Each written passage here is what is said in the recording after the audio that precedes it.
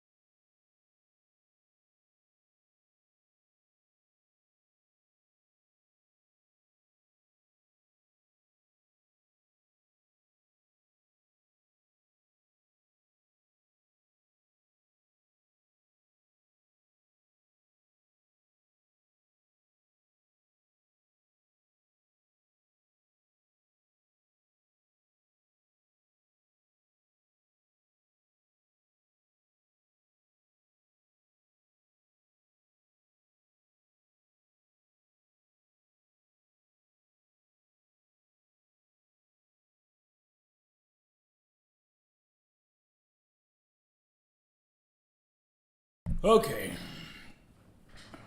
I already had a false start on it.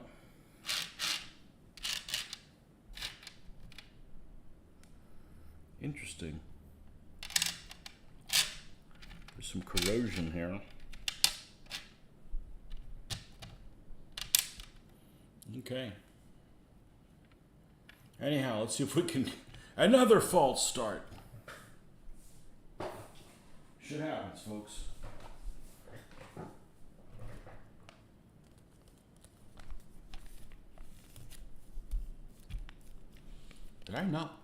Did I not wet this enough? Gee whiz.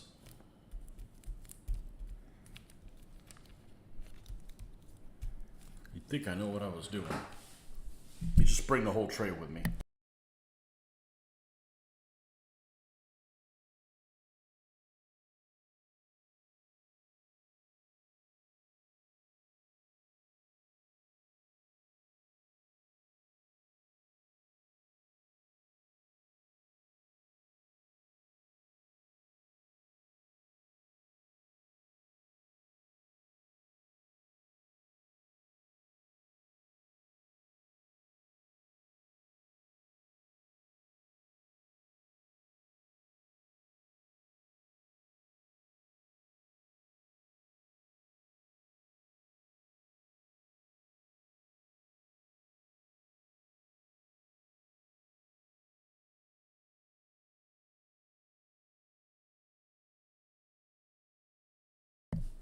All right, let's try this again.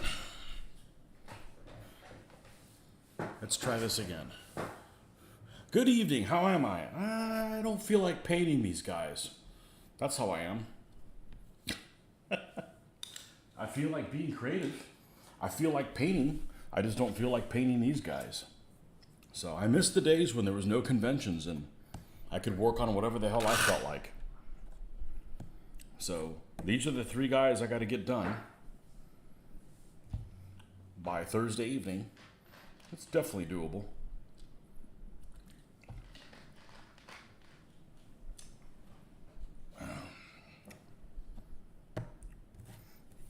Here's the bases done on the other guys.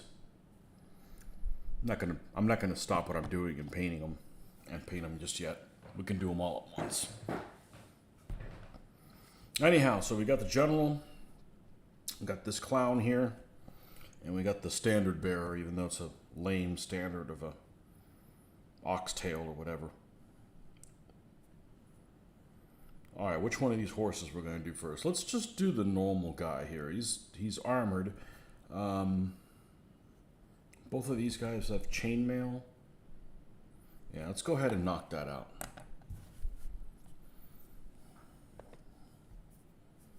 But I'm doing okay. How are you? I'm doing okay now that I'm not at work.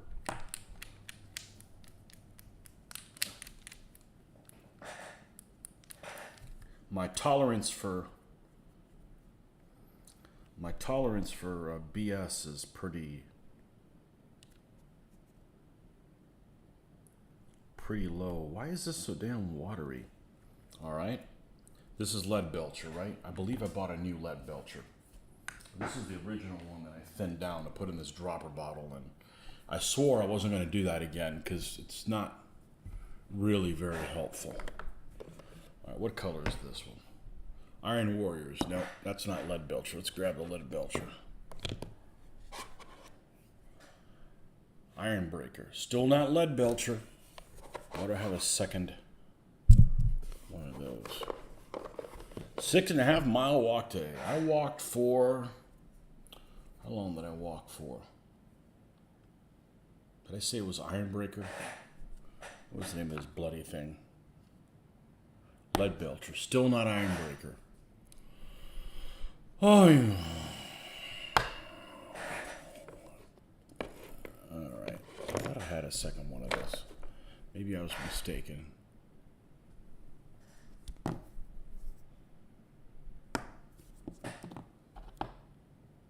I have 2 Iron Breakers and no lead belcher.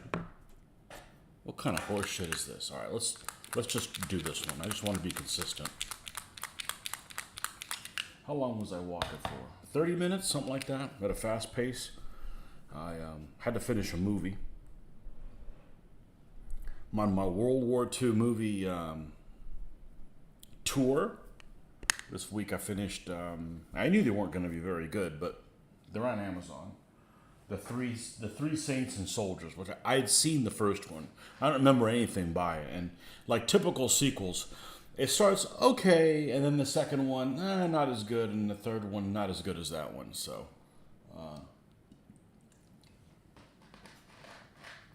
they're free. There's a couple other movies that are on, I think they're on Amazon or something like that to watch, but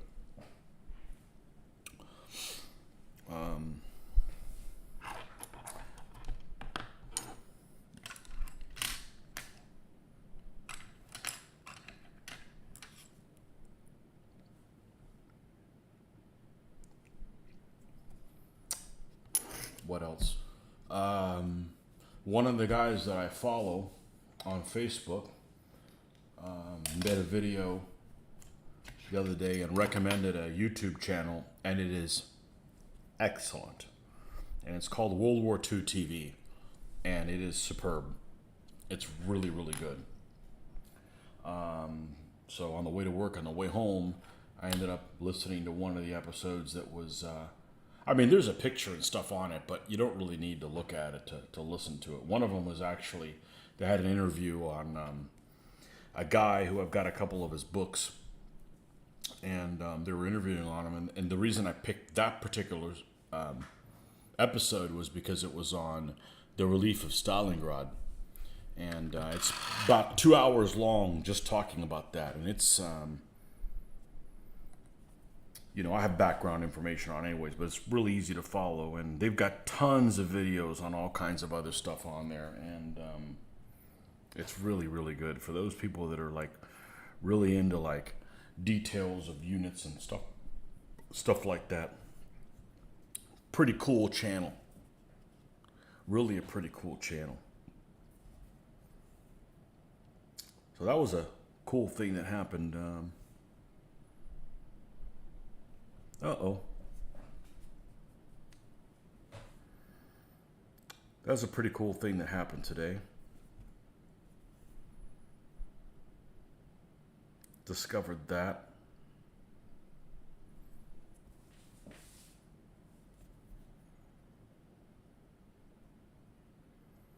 Subscribe to another YouTube channel. Always look forward to doing that. And I unsubscribed from several Facebook groups. I'm getting my tolerance for bullshit is very low. And I don't argue with people on Facebook groups. I'm basically, my mentality is like, I'm going to be helpful or I'm going to shut the hell up. If I see something I don't like, I don't have to let the whole world know I don't like it. I just don't make a comment. And if it's something I like, then I like to give the person kudos so they can keep creating more things that you like. It just makes sense. I don't like being negative about the hobby. There's enough negative stuff in the world these days. You just bookmarked that World War II channel. It's awesome. It's really, really good. It's low on graphics, okay? So if you expect to see well, I've only watched 2 things on there, so, but it's not difficult to follow at all. Anyhow, yeah, I saw that one and it was like, oh, I like anything Wintergewitter related.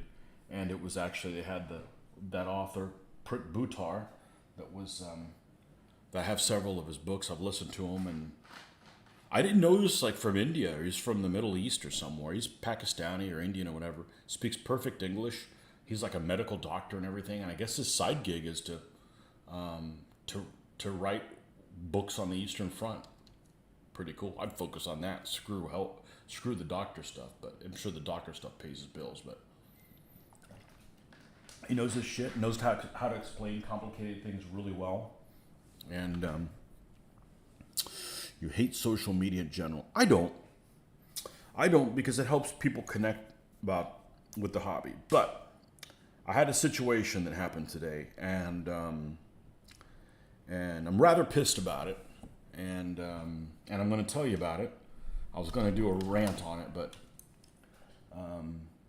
I am not a confrontational person. Generally, I'm like, if I don't like something, fuck you, I'm going to go somewhere else, right? But still, fuck you. But I don't have to tell the person that. I'll just freaking leave. And that's exactly what I did. I posted a question today. I'll show you what it is. It is a model of a 1/72nd scale. I don't even know how to pronounce this, so I'm not going to attempt to pronounce it.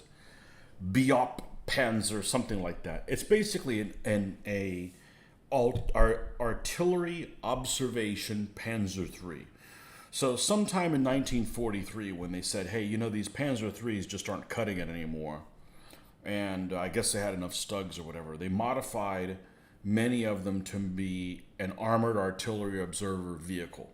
Okay, this happens to be one of them, and we need to glue the jack back up. Lost the jack.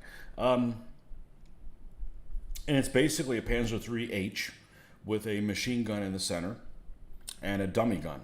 So this is literally a dummy gun, and that's it. It doesn't even have a whole machine gun. So it's basically a Panzer III armored to H level, and with a dummy gun on it, which honestly for our observation vehicle is pretty heavily armored because, but anyhow, so I have this. One of the things this particular vehicle has is it has a couple antennas. It has the normal one that's here. They're not supplied or anything like that. And there's another one back here. Now, the thing that's unique about this particular one is that it's a 5-pointed antenna. So imagine like an umbrella that's open backwards. I'm actually going to show you a picture of it. I'm going to show you a picture of it because that's what I do. I don't give a shit if I don't get these 3 guys painted. I mean, I'm going to try, but, it's not the end of the freaking world, Let me do this. And this is literally the hardest German word. The hardest, I'm going to say it, the hardest Blitzkrieg word, because I don't speak German, but I know my Blitzkrieg words. Biop. I think it's Biob. And it's an abbreviation for a bunch of other stuff. This is quicker than finding something else.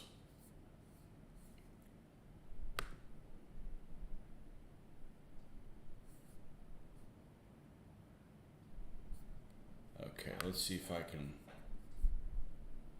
save image as, save. Okay, I should be able to go on here, and let's add this image, although it won't be correct what it is. That's right.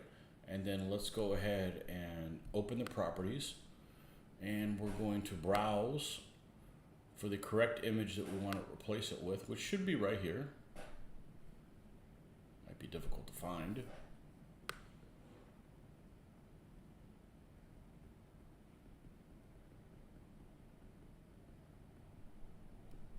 Here we go. Open. And done. And why don't I get to see her? Oh, man.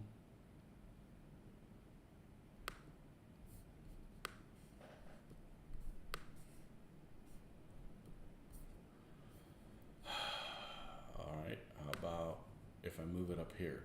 Do we get to see it then?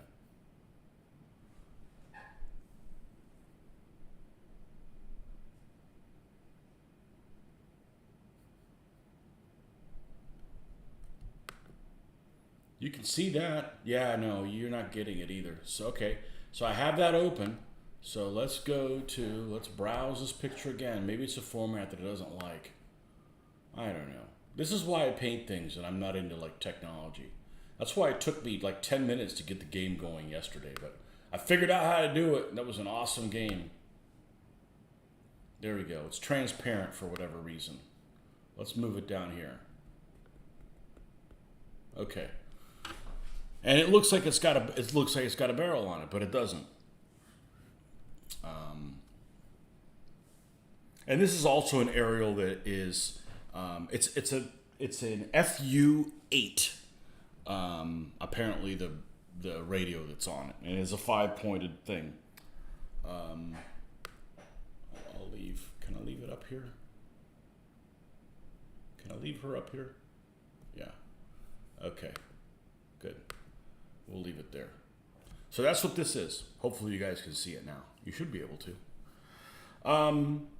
So this particular antenna that's all the way back here in the middle is what that particular aerial is. So one of the Facebook groups that I'm a member of that has a lot of activity, that has a lot of positivity, is a modeling group for stuff in this scale, right? So I asked on there, how do you make that antenna? And I supplied the pictures of whatever, and made sure there were no pictures that were offensive. We don't have any crooked spiders in the pictures. That particular illustration, and also a black and white picture from another angle, so people get a good idea what the hell I'm talking about, right? Hello, Doug. Hey, Kev. And so I asked, hey, how do you guys make this? Or, because I'm sure you know how to make the stuff out of sprue, right? So a couple hours later, a couple people responded, hey, I make it like this. A couple guys make it like this. I go to lunch and I get a notification that my post was taken down. And I'm like, I'm not a person whose posts get taken down. They don't. I don't put controversial stuff on there. I don't put nasty things there. I don't spam. I just don't have my post taken down, right? So I'm like, the hell's wrong with this thing? So I go on there. It's not appropriate for the group because it's not a collector's group. It's for, it's for modeling things only. So I'm looking at the post that I did and I'm like, okay, it says that it's an MMS kit. I didn't put that it was the scale, but it was a 1/72nd, 1/76 scale group only. What the hell group scale did they think it was? Or what, I'm going to build a 1-to-1 scale tank and I want you to tell me how to make it? No. I'm like, all right, fuck it. I'm going to put the 1/76 in there, put all that. I'll put 1/76 and this is for a kit. And I don't know why this post got taken down. Submit. Then it got put on the page. And then a little while later, the person who I figured it was, and the way it said it was taken down, it looked like it could have been done automatically. Okay, fair enough. It wasn't. It was done automatically. So, and like I said, I don't have my post taken down because I don't put controversial stuff. I don't put political things. Do I send things that are controversial? Yes, I send them individually to people. I don't post them on my page or anything like that. I just, I don't get into arguments with people.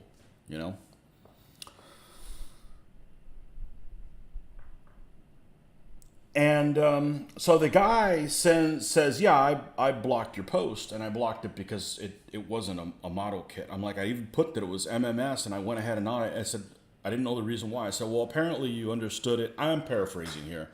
Apparently you understood the question because you went and added scale, but it didn't have MMS on there.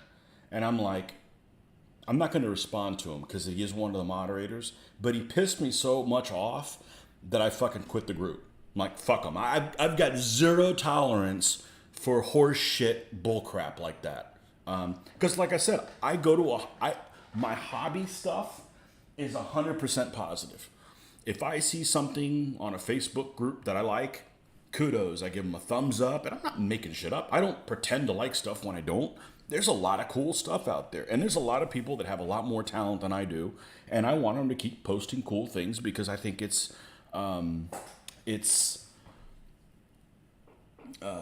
opens the pores of my creativity to see what people do. And this is like a group that had like 18,000 subscribers. I don't give a fuck them. I'm not doing that again. So, and you can't invite me to that group anymore. And yeah, I had to get that off my chest because it really pissed me off. It really, really pissed me off. And there's another group I'm a member of, and I'm not going to tell you what group that is. But the guy's that runs it is a dick. And, it's a computer game group, and I don't really post on it anymore. But it's one thing if you do something that is blatantly wrong and you're a repeat offender. But don't treat me like a little child. So fuck them, Anyhow, enough of that. Yeah, I post, when you have those kind of reactions, what it does is it sours your hobby thing, and it makes you not want to help other people. And that's not what this hobby's about. This hobby's about helping other people. Like when you guys ask me questions on, hey, what do you do with this? I love showing you what it is because it could save you some time, So, yeah, they make aftermarket stuff. One of the people responded it was aftermarket, but one of the moderators was just being I don't know, he's just being a penis wrinkle. Yeah. So they make an aftermarket thing, but I may just not even do it. I may just put a straight antenna. But anyways, it's a cool vehicle, but so this is, so why did I get this? Well, I think it was on sale or something like that at the place that we used to get everything from, Brookhurst Hobbies, in the early 90s. So anyhow, enough of that. Enough about my rant. So my tolerance for people being nasty in the hobby is 0. It's actually probably like -3. So, it's where I go. My hobby is where I go to get away from problems. And if you bring my problems into my hobby, especially when I'm being positive, because the people responded to me and I got a chance to, hey man, thanks for that. Or one guy sent me a link. I'm like, that's a good idea, whatever. And the next thing I know, after I've responded positively to the ideas from other people, my post gets taken down. And I'm like, it must be automatic because obviously I didn't say anything wrong. That these mods overinflate ego, think they have the power like to demonstrate. Yeah, well, hopefully he gets in a car wreck on the way home today. Oh, I'm sorry, did I say that out loud? I don't do stuff like that to other people. I don't come out swinging, yeah.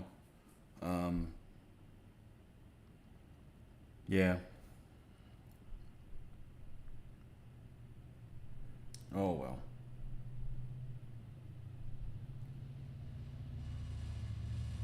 I don't tell people I'm leaving the group. I don't tell people, in the group and stuff like that. Get in an argument with a moderator. You can't, everybody saw what was going on there. Whatever. I ain't got time for your penis wrinkledom.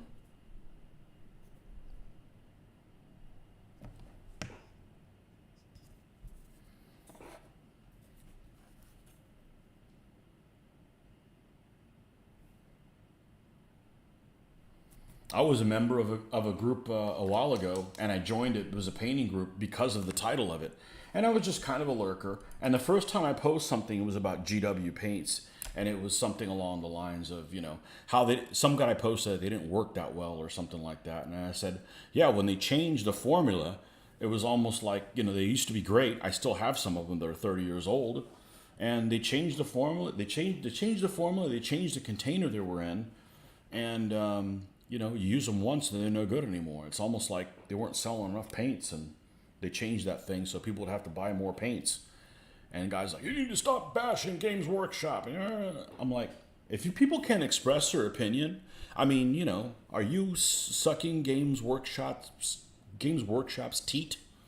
I call people out. If you make a shit product, I'm going to call you out that you make a shit product, especially when you knew better. Like this is some of the best freaking paint ever made.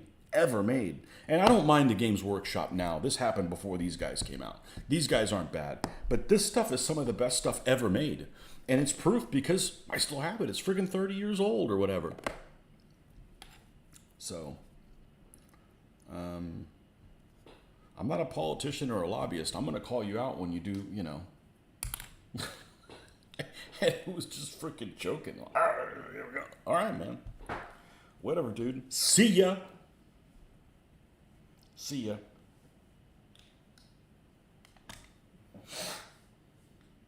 Never tell the truth about Games Workshop. You'll get attacked by their fanboys.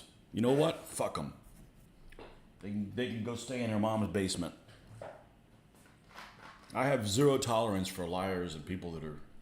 And that's what ticked me off is the moderator of it said that it didn't say what it was. And it did. Because that was the first thing I put on there. Otherwise, why would I quantify what kit it was on there? It was an MMS kit. Oh, he didn't say that it was on there. I'm not going to argue with him. See ya.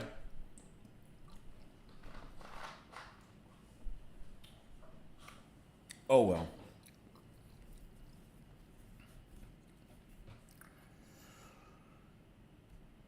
We're not going to do him. He's the general. He gets done last. We're doing this guy. All right, so what color... The general is not going to have a white horse, even though he is a white Hun general. Nothing gets you in more trouble than the truth. Whatever, I guess I'll always be in trouble. If you even remotely step a toe out of line or do something offensive in the eyes of Games Workshop, they ban you fast from their stuff. I don't want their shit.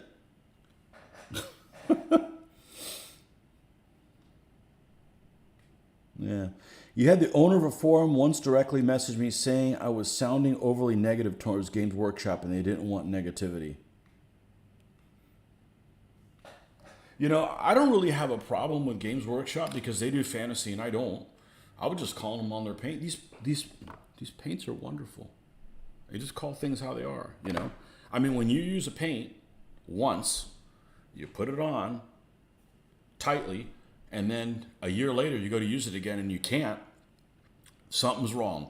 Either I'm retarded and don't know how to put lids on, yet I don't have any problem with 500 of the other paints, or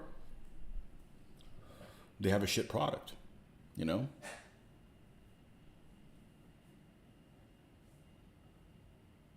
Yeah. Back down at later forum had a post directly saying they wanted only praise positive comments, then backed it off. Yeah. It's one thing if you're being negative all the time. Nobody needs to cause problems, but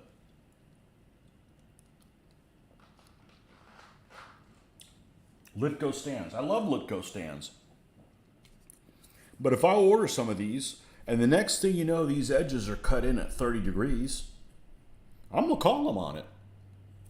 I mean, People do it. People, I mean, if I do a shit job at my job, you know, what, you think you can just get away with just doing crappy and just smile?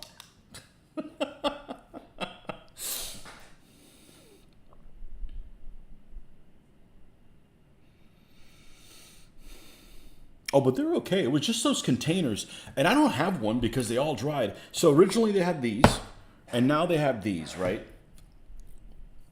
And they had one that was in between the two. And you probably know what I'm talking about. They're hard plastic. I think that's the problem. They're a hard plastic bottom and a hard plastic top. So two hard things don't seal. This is double rubber, right? So when one gives the other one, like, you know, they work together. And I think this is hard and this one's rubber. So this isn't as good as this, but this is the top notch. And Coat the Arms does that, which I understand this is the same formula as these.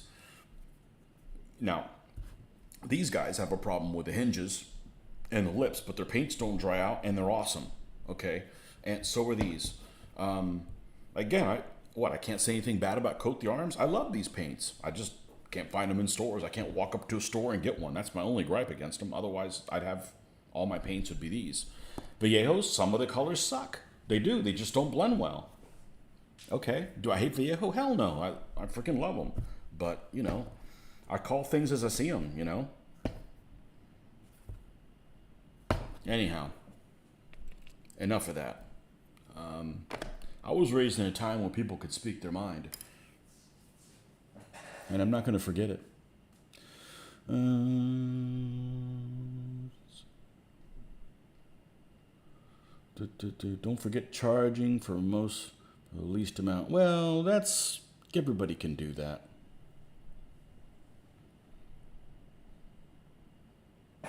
Yeah. I don't like their products because they don't do historical stuff. And there's a couple of things that aren't historical I tried to get into, and they discontinued them before I actually got around to buying them. So they actually probably did me a favor, because who wants to get into something that nobody plays, you know? But I was going to buy some Tufts at a store, and they were like really expensive as Games Workshop stuff. Hey, they've got overhead they got to cover. I get it.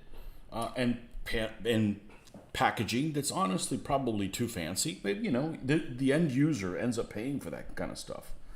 I get it. And he'll have a light colored horse, he'll have a medium, and the main guy is going to have a dark colored horse. So we got a medium colored horse coming for this guy.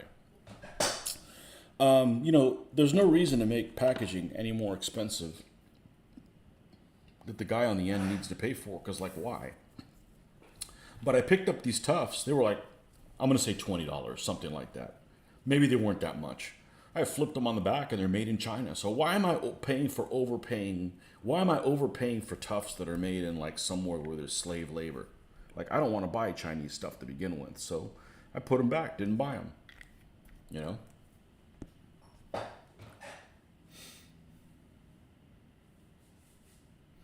The new Abaddon the Despoiler.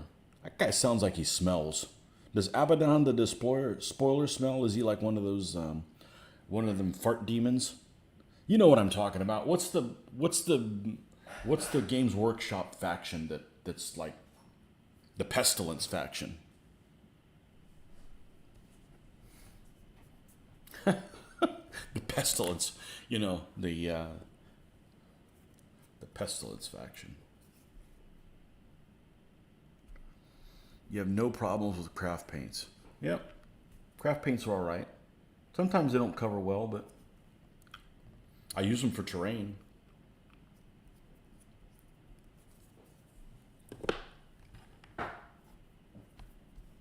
I got a fair number of them.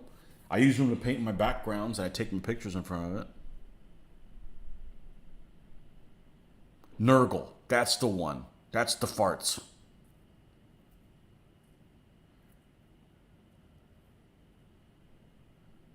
Plague Marines. No, I was thinking of Nurgle. You know, I see Abaddon the Despoiler, and I don't think of a human. I think of, you know, like a big Jabba the Hutt that just with this gas all around. I don't know. I'm just thinking despoiler. Maybe that's the spoiler, not necessarily the despoiler.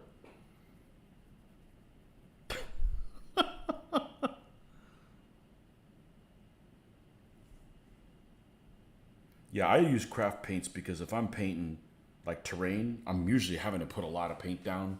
You know, I don't want to use this stuff because this stuff's difficult to find. You know, craft paint, I just go to the store. Well, actually, you know, there was a lack of craft paint as soon as the pandemic started. Like all kinds of people were doing like crafts that never done crafty stuff. They're like, get out of my way. I've always been a painter's thing. I should get first dibs, and it was like difficult to find like black and white and some colors, and browns are difficult to find. So I think those people finally bought all the crafts they were ever going to do and realized they weren't going to do any more of them, even though there was the pandemic. So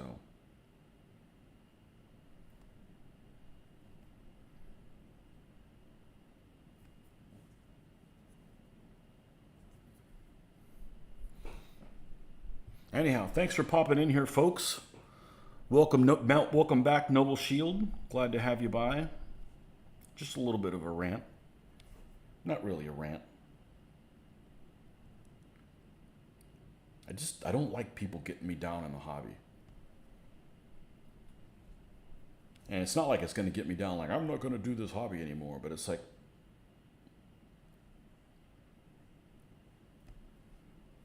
I'd like to think that I'm someone that helps people along and not like, oh, it's Tony again saying something. F it, I'm not going to do wargaming anymore because he's a pain in the ass. I'd like to think I'm on the opposite side of the spectrum. So maybe I'm incorrect, but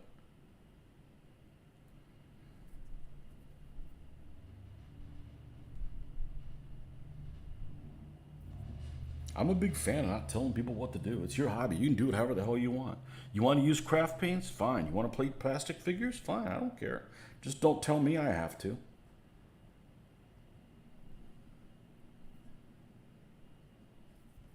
Scale? I'm a scalist, right? But that doesn't mean other people have to play the same scale I do. We all have our reasons why we do certain scales.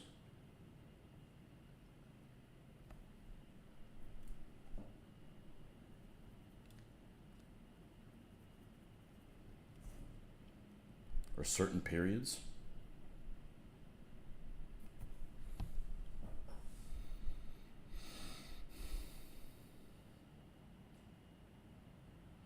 No intention of playing 40K again.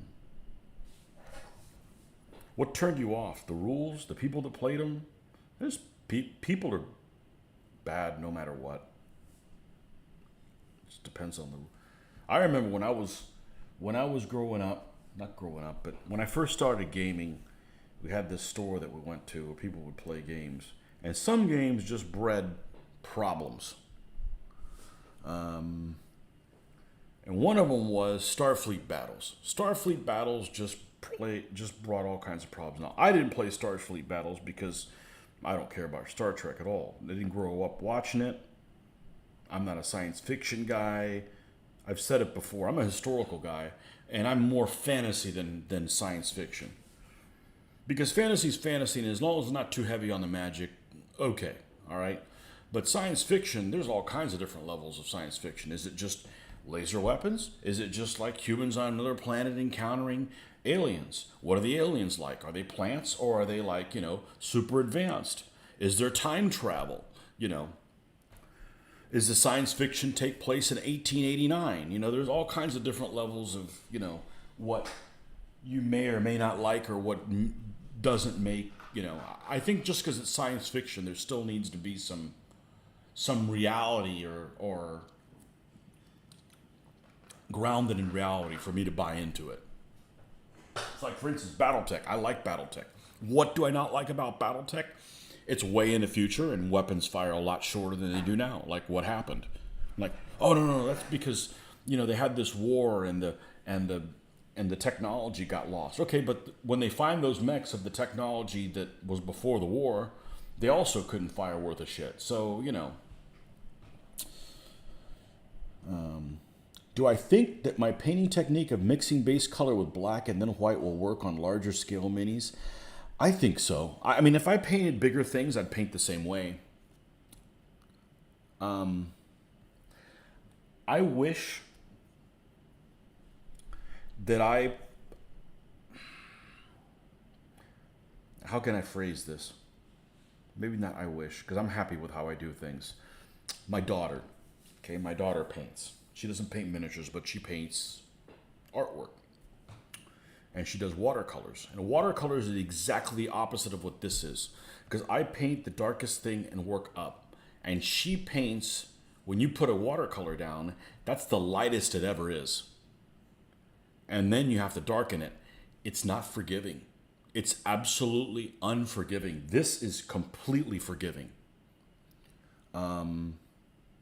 It's absolutely unforgiving. So I think that watercolors, it's not to say they suck. It actually takes another level. You've got to, you got to kind of look. It's kind of the upside down for this, I don't know why I started painting this way. I probably saw it in a White Dwarf magazine or something, and I dissected how they did it. And this is how I came up with it. And I've been happy with how they turn out ever since. And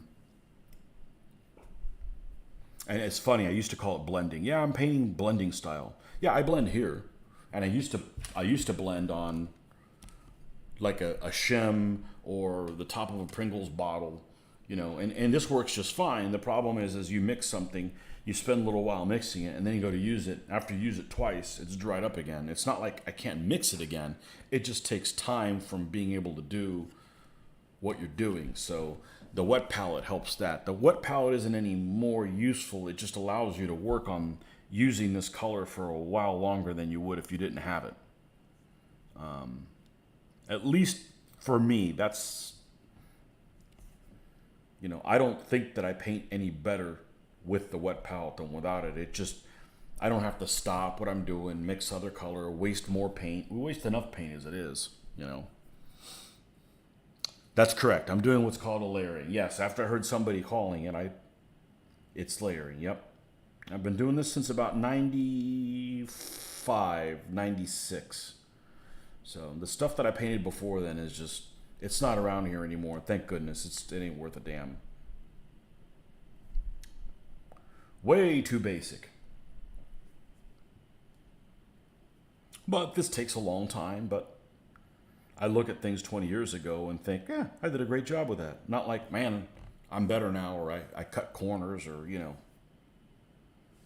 So that's what I want. I don't want to look at things and go, man, I want to get rid of these things. Because I had stuff that I got rid of. All of my GHQ 12400 ships, I sold them all. And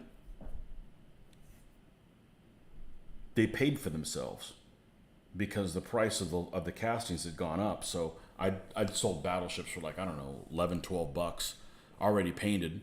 And, I bought them when they were like 7 or 8. So I used those funds to buy all these paints. I didn't go out and just buy 200 paints. That's a lot more than $200, but just put the investment right back in the hobby, because I'm not going to sit around and buy, a ton of paints. Because before that, what I was using Games Workshop paints for a lot of my painting. These guys here, I believe this is Goblin Green. This green that I used. So, anyhow.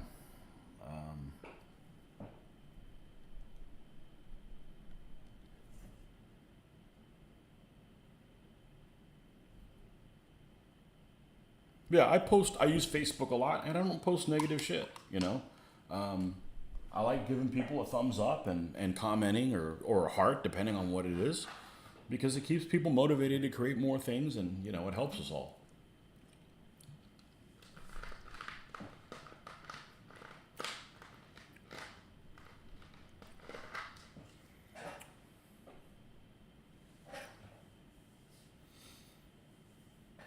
History of Possible Future. That's a good name. When I can. I want to buy the Vallejo big paint sets that come in the cases. And those probably are a good deal if you don't have any. But then you got to look, okay, I have this color. I don't have that one. It's like, all right, I get a good deal on 24, but 4 of them are repeat colors. So you got to weigh, you know, is it worth it? This place, and I talked about this earlier, these guys, and that's what we're going to, hopefully in a week we'll be doing this stuff.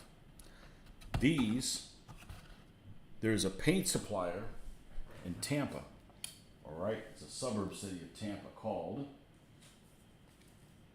Spray Gunner. They're in Oldsmar, and they're on the internet. And they shipped this for $3.76. Two-day UPS. UPS? I think it was UPS. I don't know. They were awesome. I want to do business with them again. So that's how you do it. You know, keep the shipping reasonable so you don't feel like you got to order $200 worth of stuff. I mean, I think this was only, what was this? It was even discounted. $16.55. That's a pretty good deal. Yeah, I had to pay tax on it, but I think every place is collecting tax, aren't they? And so $21 for 6 colors. That shipped in 2 days. That's not bad. That's not bad at all. So I will be doing more business with them for sure. And we're gonna experiment with this stuff. I think I can make it work. It's a little weird. Here's the wheels off the Kubelwagen fell off on this other side, and we're not even all the way up. I think we're going to be able to make this work. I'm tempted enough to plant my Stug 4 and mess with it. So when we get back from the show, we'll be doing some World War II Dunkelgelb stuff. And actually, we're doing the Shermans. We're doing the Shermans, and we can do the Dunkelgelb stuff on the side. But I think I'll be able to make it work.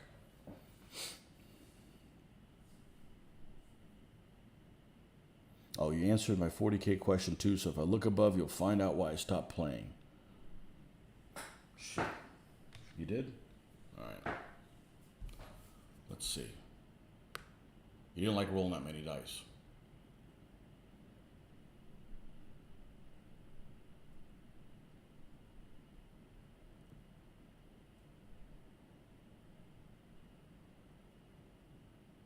They were horrid.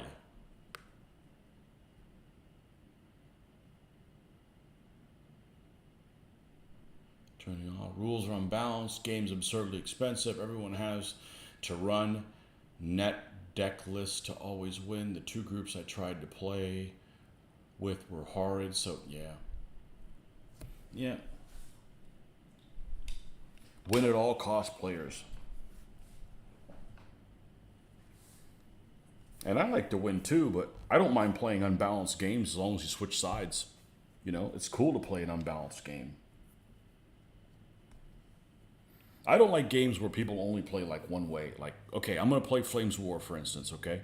And you buy your team, and they always buy, you know, SS, Elite, Panzer Grenadiers, and King Tigers. And that they'll only play with that. They would never play with, like, you know, BT5s or, you know, they always play with, like, very few. It just, I don't enjoy people that play that way. Whether it's the DBA or whatever. Oh, I only play with dismounting knights and blades, or, you know, that kind of stuff. That's, you know, you're not growing very much, and it's just kind of boring playing people that are like that. There was a guy back many, many years ago in DBA. I have no idea who he is, back on Fanaticus and stuff. This came up. And there's a guy apparently that I don't know where he's from. He's from the Southern Hemisphere. It was either Australia or New Zealand. I don't know what the guy's name is. I legitimately don't know what his name is, and I don't know that I'd call him out even if I did know what his name is. But so what he did is he would always play one army, so I heard, and he would always deploy in the corner of the map. So if this is your map like this, he would always deploy like this, where you couldn't get around his flanks, and he would sit there. Now, somebody that plays like that is a dickhead, okay? Because you got to give a little to get a little. I mean, it's kind of like a cooperation. Like, okay, I understand that I don't want to go out there. I mean, it's not like you have a bunch of skirmishers you don't want to run out in the open. I mean, he had an army that can fight in the open against mounted troops, and he just sat in the corner and just waited. That guy's no fun. I've never played him, and I can tell you that guy's no fun. And I can tell you that guy's probably that same way in every single game that they play. And I don't want to play a game with people like that. You know?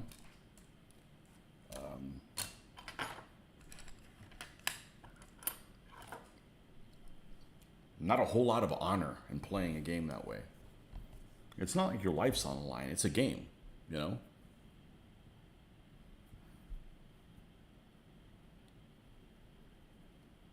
I'll never forget that, and it was somebody I never ran into. It was just so weird. Big problem with 40K players. A lot will play the army and list that is winning tournaments, and that's all they play. I posted a picture on Facebook once and said, damn, this was a while ago. Didn't get posted because of use of language. Really? Oh, well.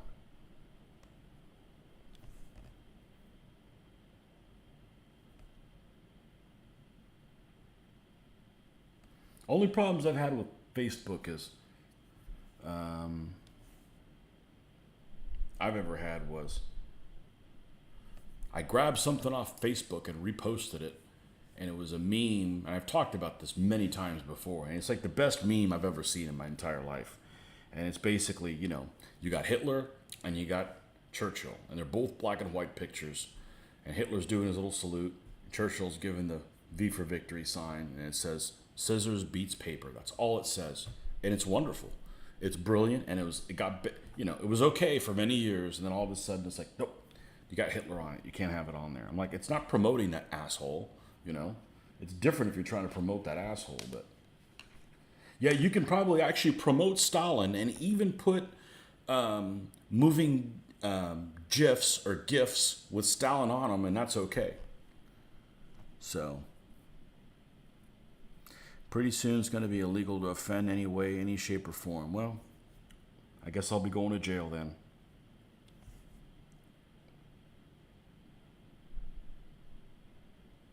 I think this all started when people stopped knowing who their dad was.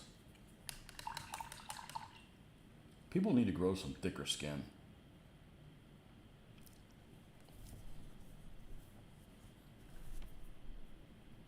Like comedians, okay? Stand-up comedians. I like watching stand-up comedians. I don't like stand-up comedians these days. They're just like nasty sex talk. Every single thing is like the nastiest. That's all they can go into because they can't make ethnic jokes, which are my favorite. That's what I grew up, listening to. People like, oh man, what's his name? Here we go. We're trying to name famous people, and I don't know them.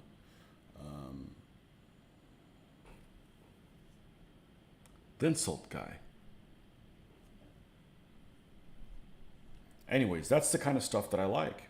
You make fun of where you've come from, and and you don't hate anybody. It's just something fun to talk about. It's not nasty, No challenge by playing only the best. Exactly.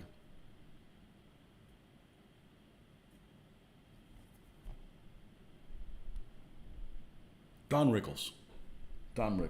That's the kind of humor that I like. You don't have to be like freaking disturbing, nasty, sexual shit. I mean, come on, man. Doesn't have to be about drugs. I don't want to hear humor about drugs. Drugs aren't funny. If you do them, that's fine. I don't want to laugh about them. Nope, can't have them jokes. Well, tough. I'm not going to change. I don't mean nothing of it,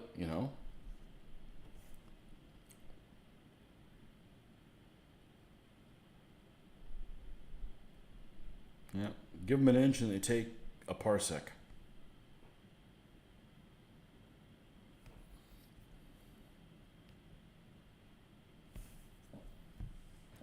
But Dave Dave's not here, man. Cheech and Chong. Yeah, I never watch a single Cheech and Chong stuff because of that. I don't like drug humor. I don't think it should be illegal. I just don't think it's very classy. I just don't care for it. All right, I'll be right back.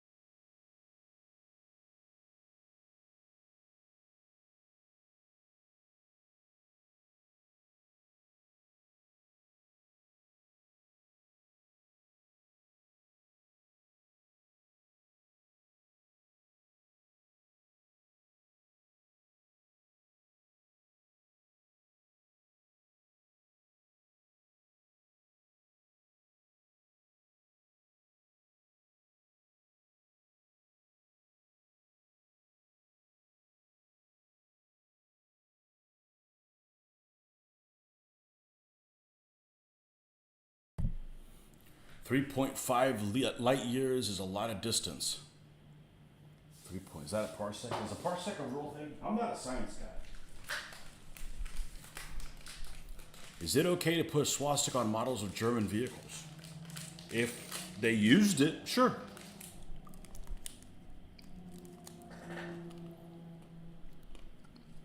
It's okay to drape a little air recognition swastika flag on there. I'm not going to. It's because it's unnecessary, but it doesn't bother me.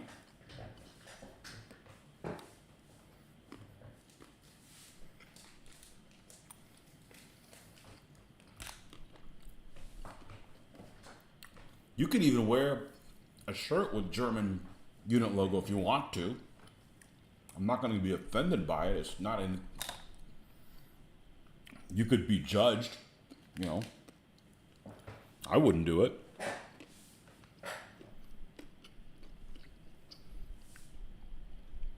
.2 light years distance.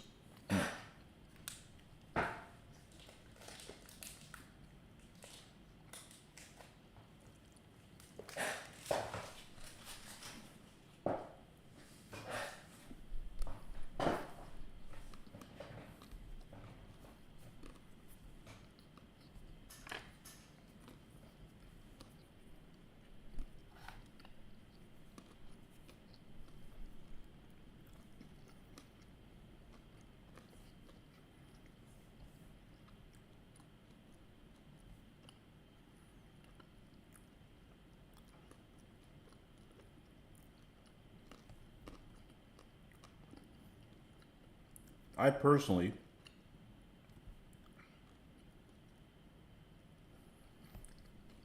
hold the swastika and the hammer and sickle in the same regard. If you don't allow one, you shouldn't allow the other.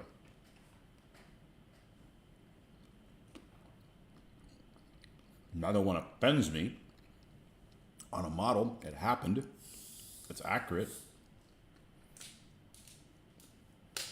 If you want to wear a shirt with a Soviet flag, hammer, and sickle on it, I'm going to judge you. Sorry. I'm not going to come to blows, or I'm not going to even say anything to you, but I've already figured you out. But when I was in school, nobody was proud of being a communist. Matter of fact, they might bully the living shit out of you instead of celebrating your diversity or whatever the hell they do now. Oh, he's a free thinker. A freaking communist, man. They want to be in charge and lock everybody up. Nobody has anything.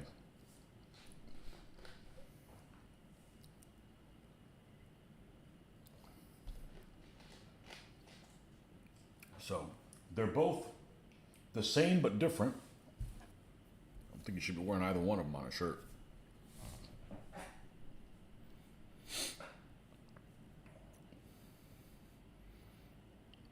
I'm actually in astrophysics despite sucking in math. Yeah. There's some things I'm just not interested in and I'm never going to understand, and I'm okay with that. I'm of the belief that if you're making a fuss over someone depicting a historical model or a miniature with a Nazi symbol or Soviet symbol, you need to have your complaining privileges removed. You just call them an idiot. You know? Nobody's building 1/72nd scale models of ME-109s with the crooked spider on the tail and taking them to a white power rally. I'm sorry, nobody is, okay? First of all, they'd use a bigger crooked spider, okay?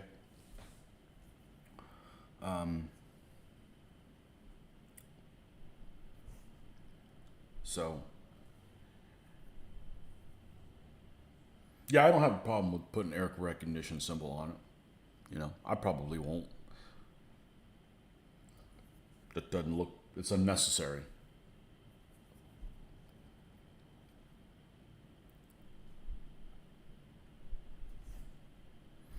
Should I do it just to get a rise out of somebody? I'm not that way, you know. Hey, those guys did some bad shit. It did some bad shit, you know.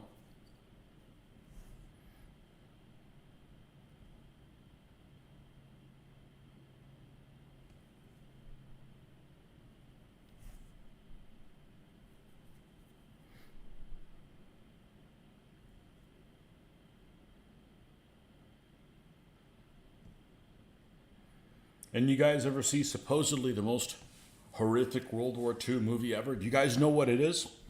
You watch these, you listen to these polls. What's the most horrific World War II movie ever? This one frequently is the #1 movie at the very top. You like astronomy and science almost as much as I like history and anthropology. I like history and geography. And I might like geography more than history. Geography is freaking awesome. This world, or this planet.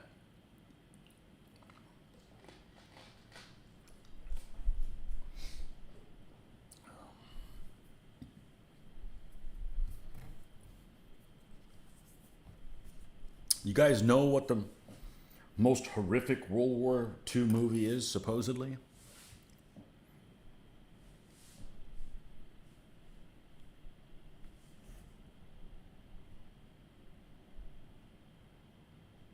Disturbing, horrific. Could use either one of the two. Geography is super useful.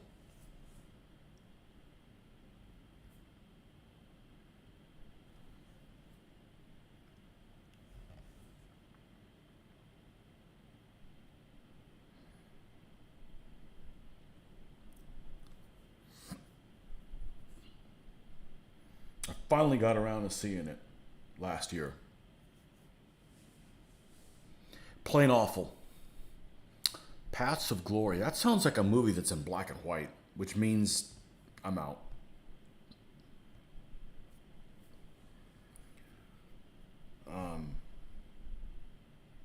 Supposedly, one of the most awful World War II movies is a movie. It's a Russian movie from 1985, I believe, called Come and See. And you can find it on YouTube. Okay, it'll have subtitles on there. I'm not saying it was a walk in the park. I wouldn't consider it's the most horrible movie, and it has some things that just seem really out of place. There's a couple things that are out of place. Paths of Glory is World War One, I believe. Yeah, it makes sense. I want to see that new All Quiet on the Western Front. It's coming out at the end of October 28th, I believe. 5th grade class.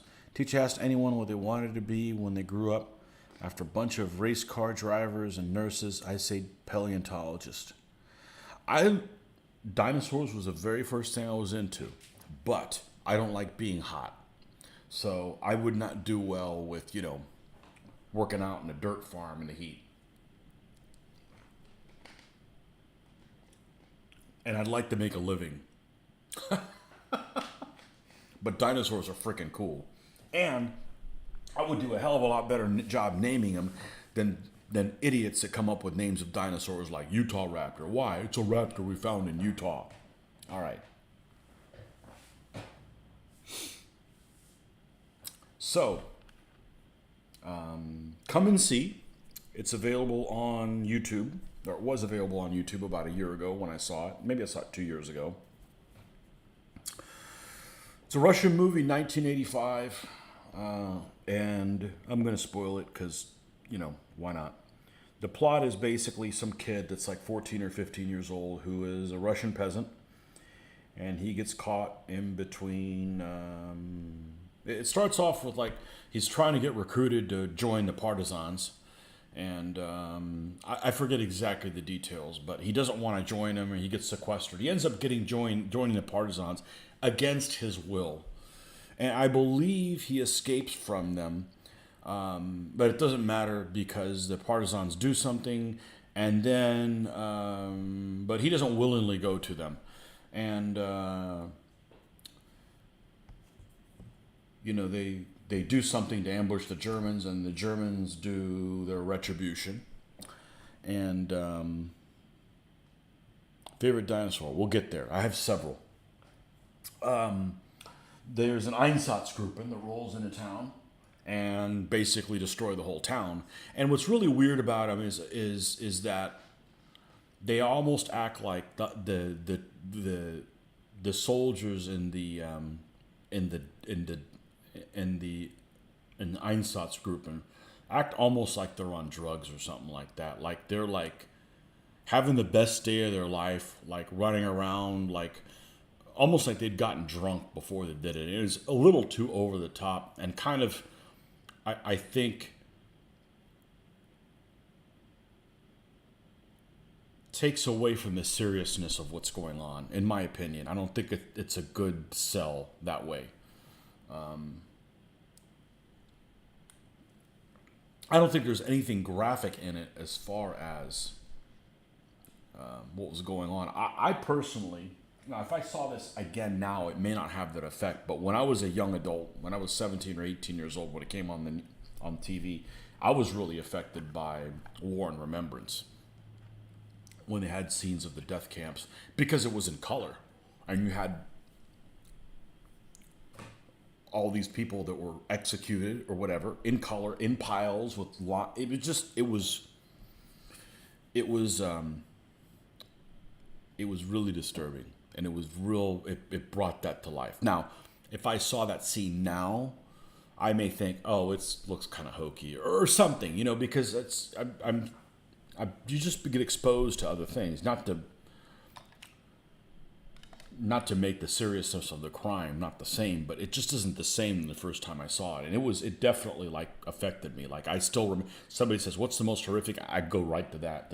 The pile of bodies that they got, all these people that were naked, and it was on TV. So they must've been naked, but they didn't see you couldn't see anything really close up. So I think that's how they got around with it, but they lined all these people up, and I think they were people. They weren't really dummies, and just dropped just mass grave stuff. It was really disturbing.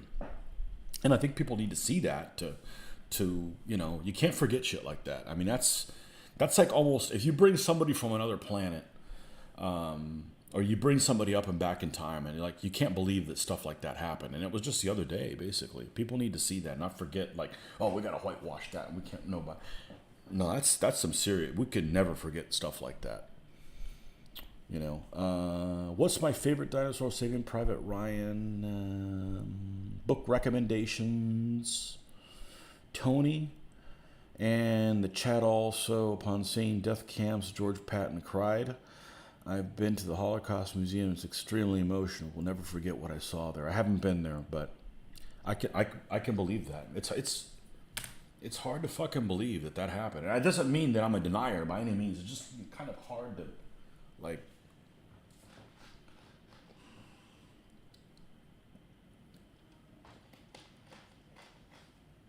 I was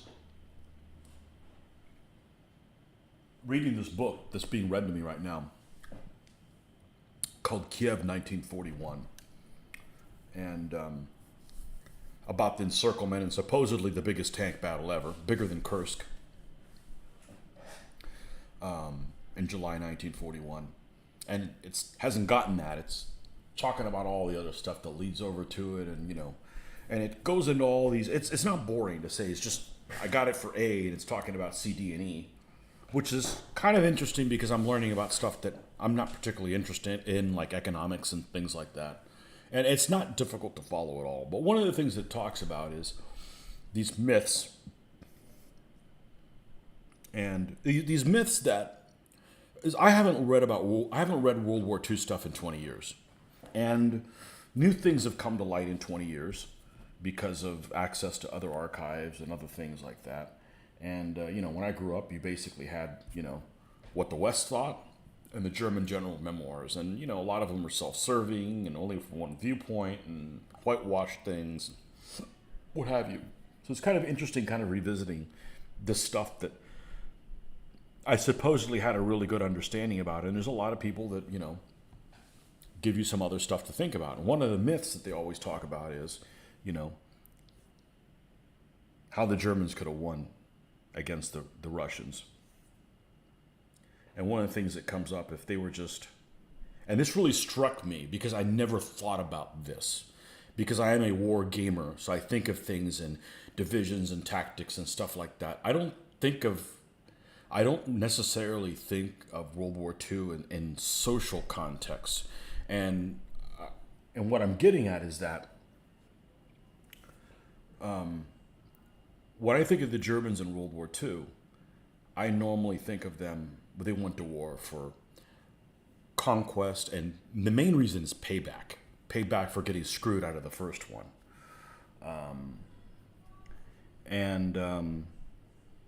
But that's not really what it's about. It's really a freaking racial war of extermination. So one of the myths that always was, like, if they were just wanted the Ukraine and were nice to the Russians, they'd been nice to the Ukrainians. They would have stood up and fought the commies out. But what this book brings up, and it's an interesting point, is that the Germans would have never done that because they thought of the Ukrainians as subhuman. So why would you arm subhuman people? So it's not like logical thinking like a normal person would think. Okay, well, we need to take out the communists. So what do? All right, well, none of the guys like them, so let's have those guys come onto our side. That wouldn't occur to people that are world-conquering, megalomaniac racists, because we as war gamers aren't, And that was kind of an interesting viewpoint that it never would have occurred to me to do, that wouldn't be a solution. So it's interesting revisiting these things that I haven't really read about in 20 years and kind of like getting like fresh info, like, oh, I never really thought about that, Sun Tzu and the Art of War. Oh my gosh, I've read some interesting things in this, but how about documentaries show bulldozers pushing down dead bodies? Yeah, it's just, I think, for instance, Schindler's List. I think Schindler's List would have had a stronger message if it had been in color. It does. Have you ever seen footage of, I'm sure you have, of There's not much of it because, color was in its infancy. But this footage of Hitler with Goering and other people walking around, Goebbels, in full color, it's frightening. It's absolutely frightening. Black and white just doesn't, it doesn't feel real. It's like, yeah, whatever. So, favorite dinosaur. Well, there is no one favorite dinosaur. You gotta have a favorite meat eater and you have to have a favorite plant eater. Plant eater, Ankylosaurus, easy. The turtle. Favorite meat eater, easy. I still have this card. There was a book that I grew up with, and it had one particular drawing, illustration of one particular meat eater that was just badass looking, and it was an Allosaurus, and he was red with blue stripes, and he was basically eating his prey, and I just thought it was really cool looking. But I don't want to encounter one of those. I would rather trip over Ankylosaurus poop than have to encounter somebody that wants to eat me. So, but that's my two. Liberation of Kuwait had lots of tanks, at least 2,000. So supposedly, the Battle of Dubno, which is one of the encirclement battles in Kiev, the Russians alone, and understand, they had a lot of their vehicles that broke down immediately. They had over 10,000 tanks, just the Russians alone. So it's something along between like 15 or 20,000 tanks between both, including both sides. That's all I know about this for, scenario purposes. So, it's just cool because I read things. I read World War II stuff specifically in the back of my mind with scenario ideas. I do. That's just, that's how I've always, read stuff. I've got this book. This is an excellent book. Well, I haven't read it. I read it 20 years ago by Richard Frank called Guadalcanal. It's an excellent book. I read it specifically for scenarios when we were doing naval stuff, and it's an excellent book. And the land stuff is really interesting as well. But that's what I read it for. I don't read it for entertainment. I mean, it is entertainment, but it's for learning purposes. So, to better understand a conflict and decisions that people had to make, for wargaming purposes. So I would never read Rise and Decline of the Third Reich, something like that. That's way too zoomed out, and I don't care about political stuff. I'm not going to play a political game. I want to move, these tank things around and stuff like that. So yeah, it was interesting. It's interesting looking at things from another viewpoint. And there's a guy that has a YouTube channel, and his name is Tik, T-I-K. And the reason I found him several years ago because he did close combat videos, and actually that's what he claims that he was really interested in the close combat, and that got him interested in World War II, which mine's the opposite. I was interested in World War II and then started playing video games, but he apparently started playing a video game and then got to learn more about the war, and then got to read and started doing programming and quit his job, and he supposedly does that full time. But he reads a lot, or says he reads a lot, but he comes at things from an angle that we didn't grow up knowing that angle. So it's kind of like fresh, and he doesn't have a horse in the race. I mean, he doesn't have a horse in the race. I'm pretty sure that he's pretty. He just wants to get to the truth. It's not like, well, I got to make it so that I come to this conclusion. I think, and he does some really good videos with Stalingrad. It has all the unit depictions and where they are on the maps and a lot of wargamery stuff. You're fond of Triceratops and Tyrannosaurus. Well, you're old school. That's the classic matchup right there, those two. There it is.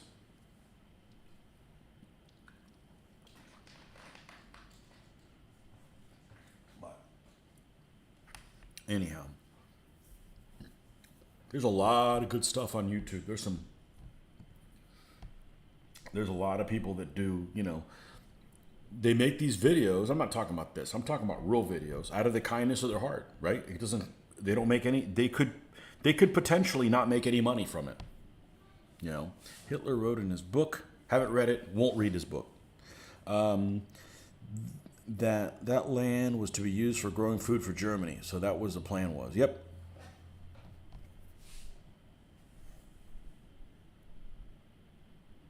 Yep.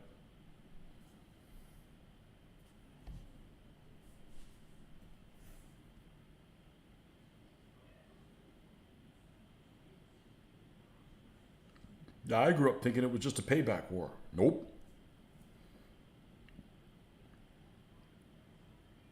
And you can't think of it logically, because a logical person would be like, I don't like Ukrainians, okay?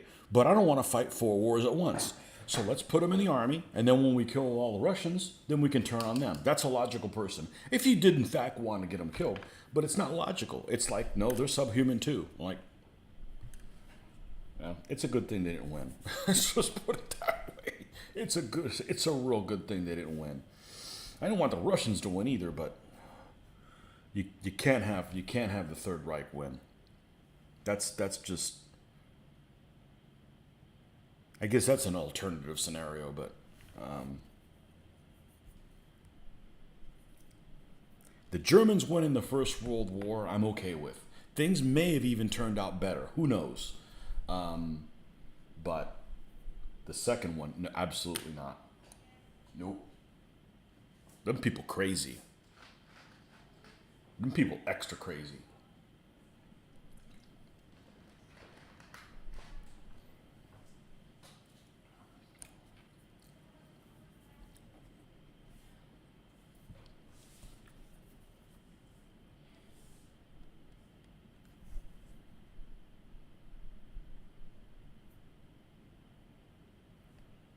Extra crazy with cheese.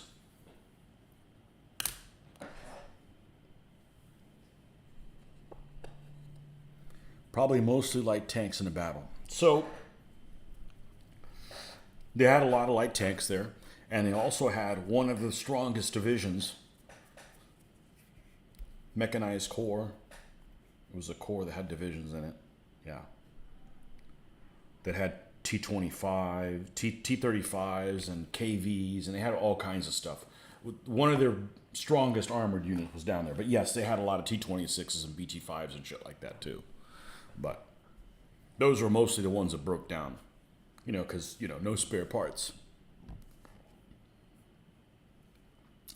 When Rick gets here, it'll be extra cheesy. Maybe he's here.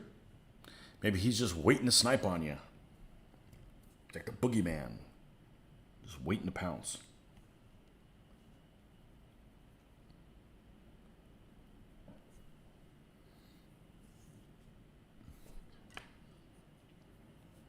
He's laying in ambushka.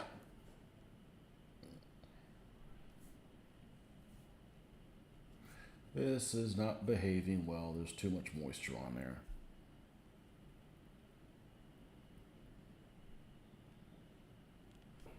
What is this? Get off the tip of my brush, you weird acting paint.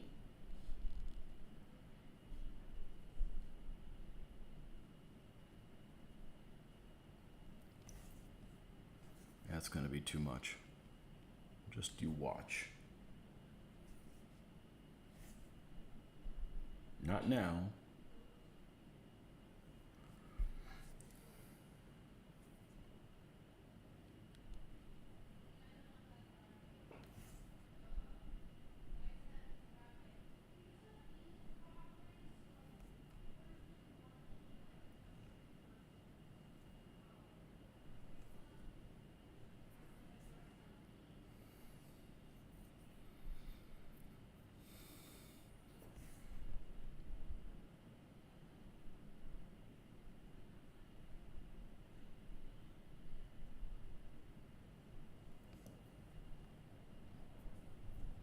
So yeah, there's probably a lot of good books that I want to read, but I'm very skeptical of memoirs. I'm very, very skeptical of memoirs. Like, I don't even want to read them, you know? They're just,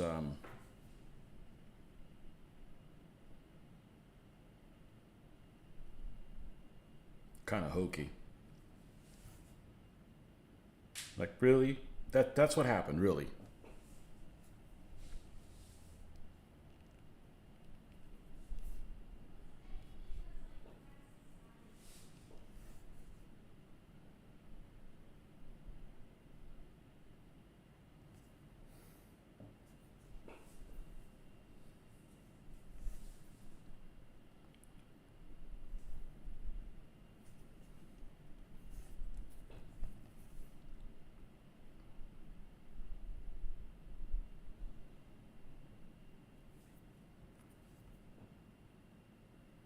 But that World War II TV is really good. At least a couple things that I've watched.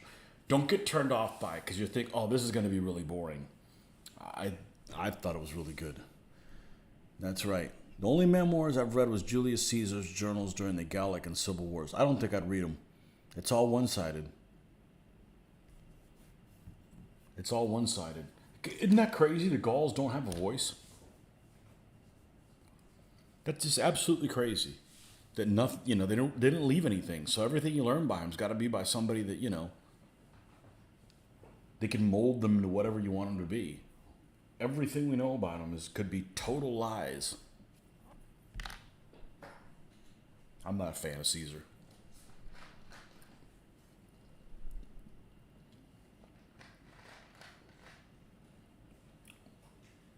I heard it's good, but I'm just like, did any of this really happen? Well, some of it's true, but just trying to pick out a snack. Something that leaves you with the cheesy fingers. Remember, don't forget, use a sandwich bag. Take your sandwich bag, put it on your hand like a glove, and then you can eat Cheetos all day long, and you don't have, 3 inches of crust on your fingers. Right, because I read my capstone paper on the rise of political general and the decline of the Roman Republic. I need a good first-hand source for it. Yeah, pretty much have to use that one then.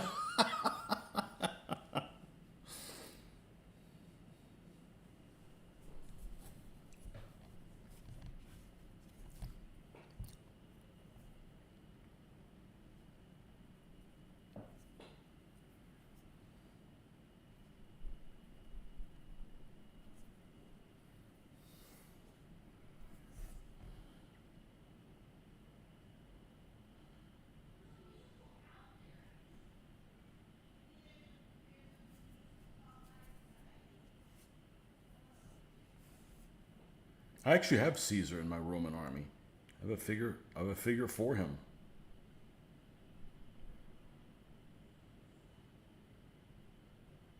Problem with Caesar is he doesn't fight anybody that's really cool. He fights Gauls. I don't think the Gauls are that cool. I'm sorry. I'm not a barbarian lover. So who else does he fight? Other Romans? Not a Civil War fan. So.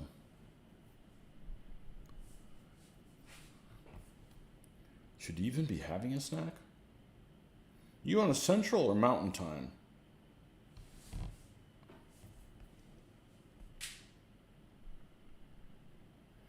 I'm hungry all the time.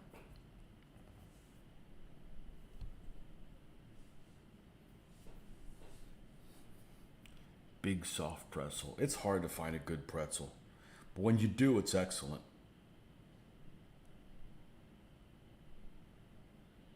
You know who has a good pretzel? World of Beer. World of Beer has a good freaking pretzel. I'm assuming they're anywhere else. But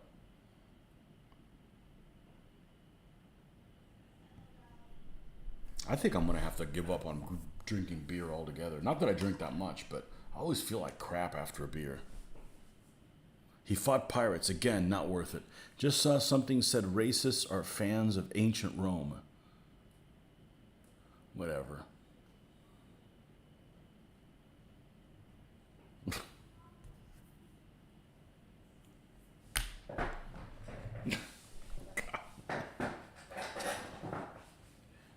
I don't care what people like that say. Wawa has a good soft pretzel. I'm not getting food at a gas station. Sorry. I don't like getting down at a gas station. You don't like beer, so I wouldn't drink it. I do. I like everything. But I do much better with scotch.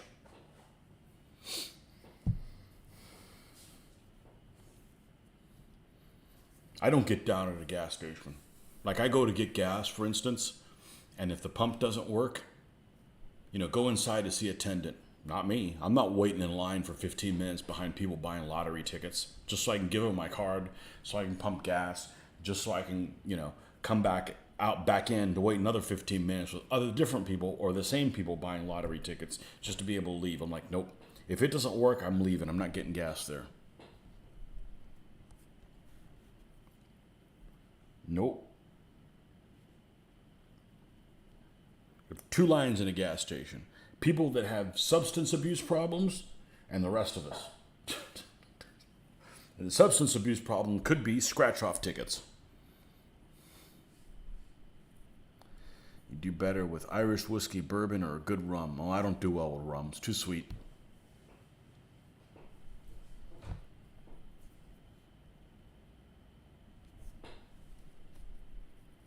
But I do better with any of those than beer. It's just not settling well. And I mean settling like here, not in my stomach, in the head. I get a headache here for a long time for no reason, dehydration or something.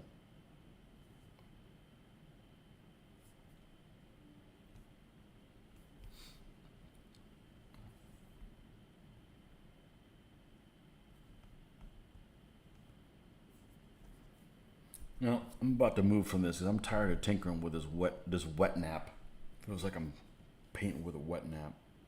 It's too wet here for whatever reason. All right, pants colors. Well, this guy's a fancy. He's like one of the sub-generals or whatever on the same stand. So, a white Hun. What kind of pants would this guy have?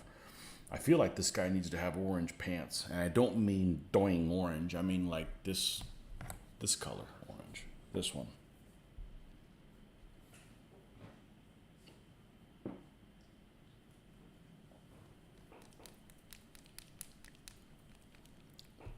I like to talk about drinking more than actually drinking. Why is all the rum gone? It's probably my least favorite liquor, rum. Keira Knightley burned it. What happened to her face? She must have had some plastic surgery. So she went from being cute to like, what the hell's wrong with her?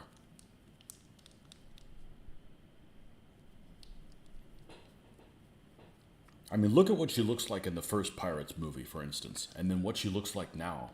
Just, she's done something to her face. She didn't need to do anything to her face.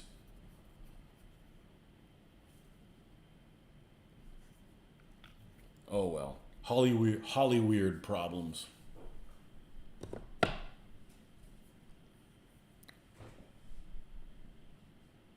Need to pay Pirate Flux. The Flux games are fun. I like the Monty Python Flux, but it has a lot of singing crap in it, and I don't sing. I'm not a singer.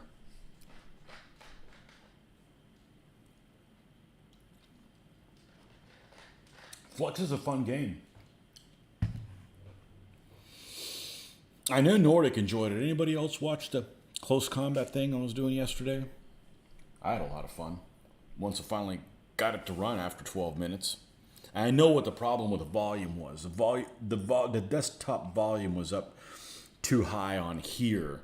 It doesn't matter what I have it set on the volume knob up here. It's too high on inside the computer, which I actually can't see while I'm playing the game. I'm telling you, I'm a noob to this.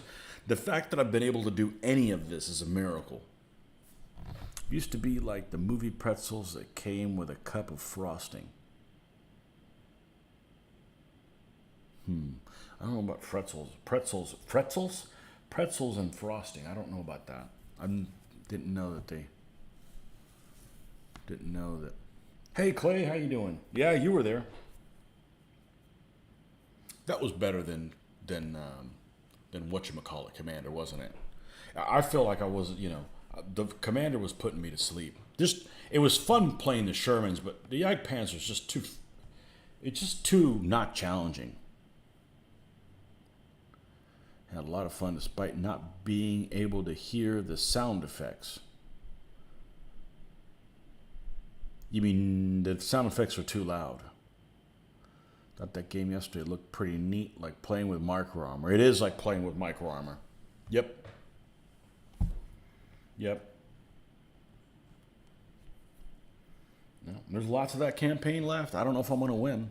I hosed those SS guys, though. Whew, that one battle. Mowed those jokers down. Well, it's their own fault. They didn't have anywhere to stand. They started like in a freaking open field, and hey, you got to take. By the way, you're surrounded. Have fun taking this. Well, don't be a Nazi.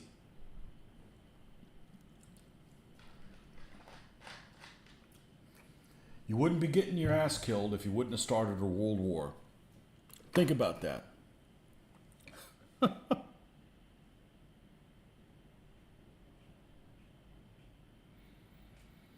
166mm GHQ marker armor tanks.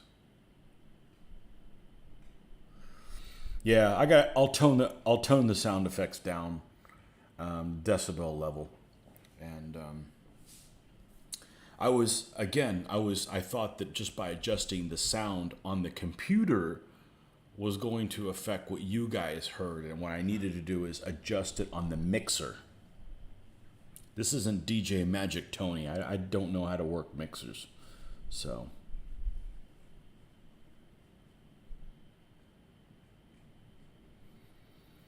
Yeah. Well, I can do converging fields of fire if I'm able to set up in a place that you can have converging fields of fire. You know, everything just worked out. So there's a lot more battles coming up, and that one unit where I got wasted, I don't know what I'm going to do, and I don't know how to play the strategic part. But we're going to move that armor division, whatever that combat command thing is. We got to put those Panthers down. So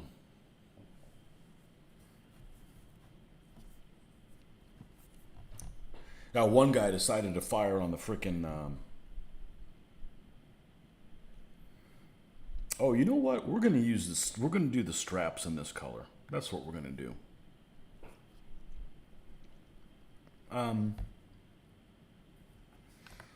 Now, one guy decided to open up with rifle grenades. He fired like 6 of them at the side of a Panther and didn't do anything, which, if they weren't going to do anything, you shouldn't have fired them. But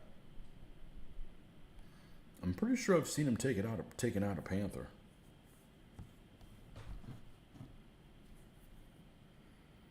The problem with some of those German tanks, and I don't know if this is included in the game, but they have that Neberhoffenwaffe or whatever. It's basically a close defense mortar in the turret roof. So if you get guys that start crawling over your vehicle, Tigers have them.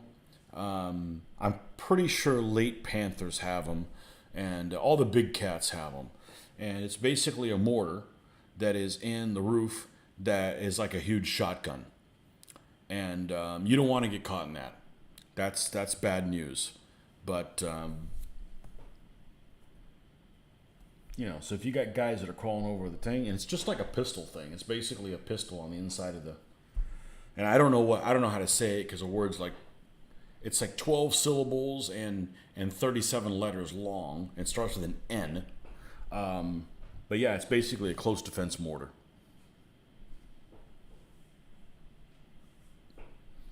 France is good too. French really had the better tanks. They did. But that one-man turret's a loser. So is a two-man turret. I think the Panthers are going to give the Shermans hell. Yeah, just wait till I get some aircraft. I bet they're not going to have enough Panthers to make it.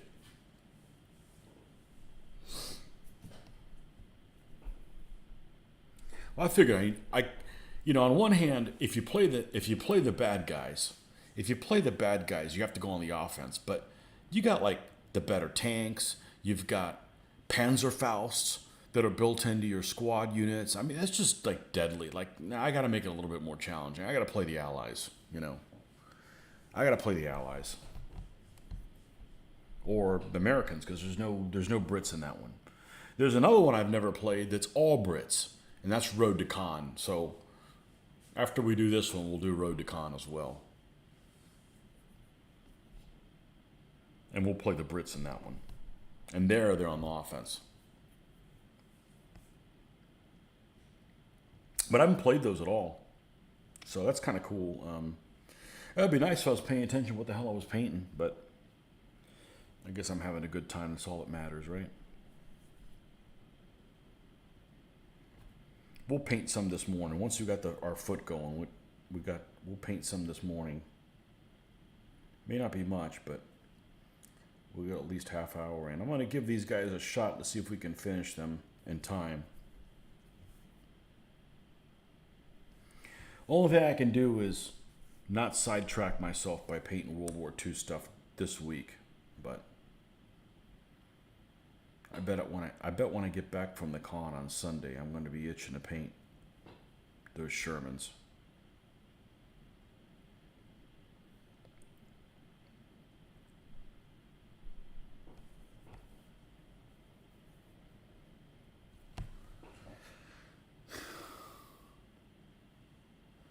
Rick, we named a tank after you yesterday. We did? Delinquent?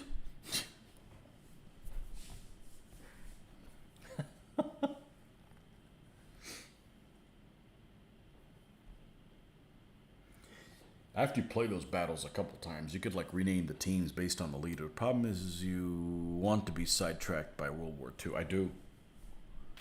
I do. It's been too long. I don't even care if I game it, like in miniatures. I mean, I'm going to build these things with the intention of doing that, but I just want to finish these things. You know, it's like just imagine models that you can like, you know, have the chance of playing with them sometime. I'm not too terribly worried about that. If I do, I'll probably do solo gaming.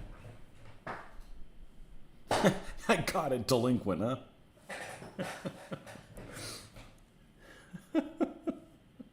Who was that frickin' Jeep?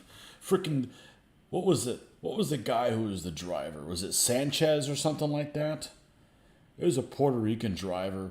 Well, I don't remember what the machine gunner was. He wasn't silly, and the Rose was the commander. What a three guys in a Jeep with a 50 cal, and that guy those guys were just dumb as shit. I don't remember if they lived or not. They got knocked out by the gorilla, I'm pretty sure. That was funny how I stopped my Stuart literally 3 meters before I could see the gorilla, and I didn't know that.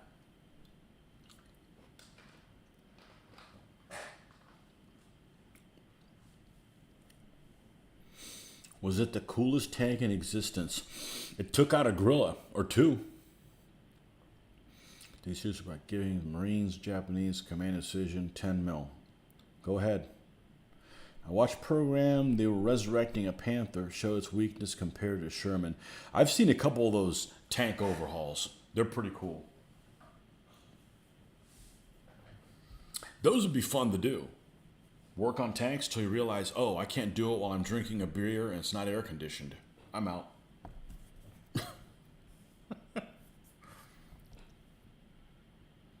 I don't mind working on vehicles, but I want to be comfortable and I want to have some alcohol while I'm doing it. I don't need to have freaking 10 beers, just one or maybe a second one.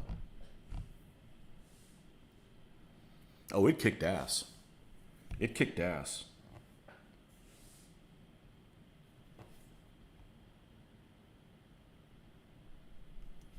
Yep. Come on, stop blowing. This thing blows.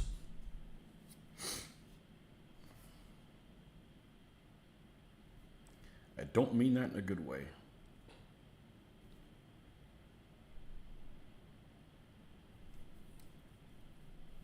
This has just turned into a watery... There's just too much moisture on this brush, is what the problem is. The brush is trying to distract me to paint World War II stuff.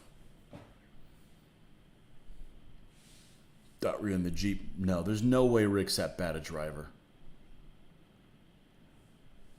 Apple pie, that's right. Well, they were A. So, apple pie. I don't know what the other ones were. They didn't really do anything. Actually, a couple of them was pretty cool when they came under fire from MG-42 from that second story building. So they just opened up with freaking the 37s and the 50s and just backed up. Yeah, and they killed 3 guys not even seeing them. I thought that was pretty cool. You got to watch out for those vehicles. They're open topped. So, you know, they can catch a mortar round. A mortar round goes into an open top vehicle. You might as well just kiss your ass goodbye. There's no walking away from that. Allspice, apple pie, and there was one other one. There was another acorn. Yeah. They really didn't do anything, but I kind of kept them Kept them out of the way. Still painting Huns, of course. I got only a few days to get these bastards done. The problem is if they don't get done this week, they're not going to be done for a while because I'm doing World War II stuff when I get back. I'm painting World War II stuff.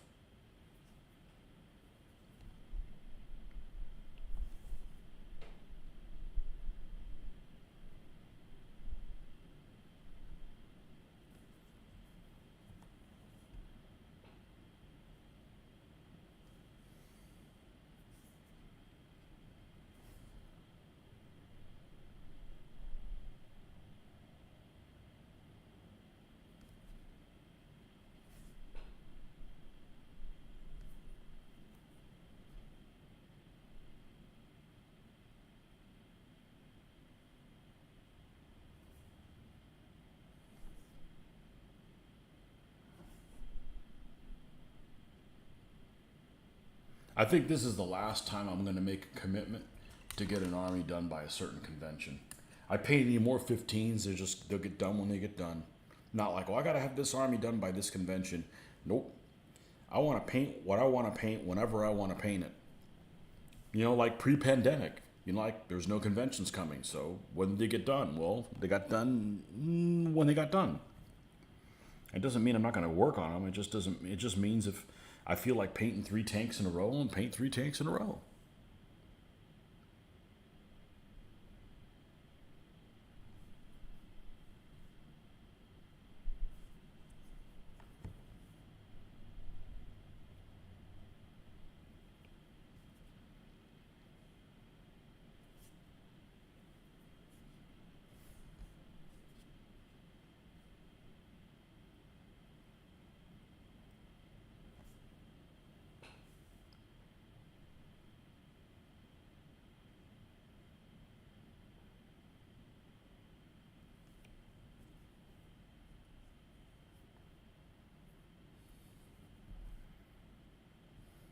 Can't paint until you're in the mood. Yep. Well, that's how it should be. I don't feel like painting that right now. Why should I have to paint it? Because you got to get them done. No, I don't.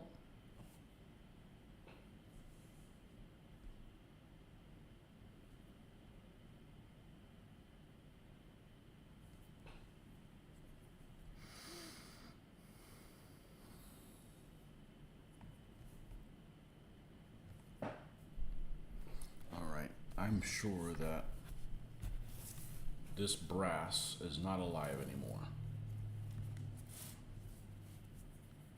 I'm sure this brass is not alive anymore.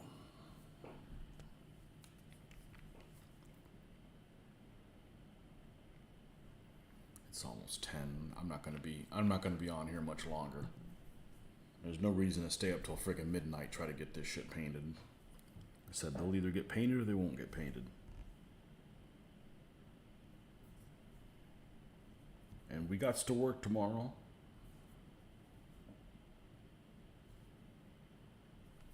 Let's go ahead and paint them.